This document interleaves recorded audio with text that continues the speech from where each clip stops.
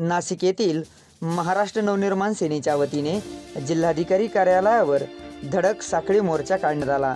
यावेळी वीज बिलात सूट देण्यात यावी अशा मागणीचे निवेदन जिल्हाधिकारी सूरज मांढरे यांच्याकडे देण्यात आले।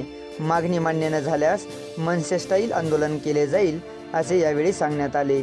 सरकार विरुद्ध जोरदार घोषणाबाजी केल्या।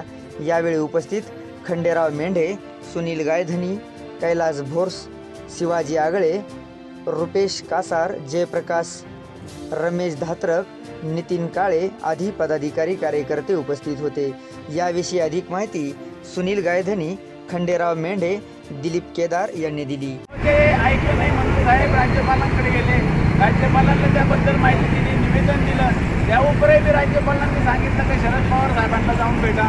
शरद पवार साहेबांना जाऊन भेटले, तिथेही त्यांनी काही त्याची दखल घेतली नाही। म्हणून आमच्याकडे शेवटचा पर्याय होता की हे आंदोलन करायचं आहे आणि जोपर्यंत महाराष्ट्र नवनिर्माण सेना या आंदोलनाच्या माध्यमातून गोरगरीब जनतेला जे अवास्तव्य बिल आलेले आवाच्या सव्वा माफ होत नाही आहे तोपर्यंत हा लढा चालू ठेवणार आहे। आणि हा लढा हा जनतेसाठी आहे। आणि आम्ही सांगतोय की जोपर्यंत लाईट बिल माफ होत नाही तोपर्यंत तुम्ही कोणीही लाईट बिल भरू नका। महाराष्ट्र नवनिर्माण सेनेबरोबर राहा।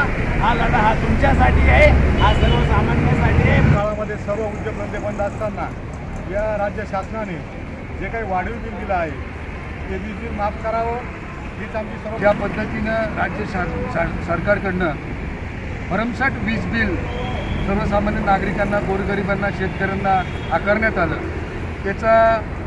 त्याचं माफी मिळावी, ते वीज बिल कमी करावं या मागणीसाठी महाराष्ट्र नवनिर्माण सेनेनं आदरणीय राजसाहेबांच्या नेतृत्वाखाली बऱ्याचदा माननीय मुख्यमंत्री असतील,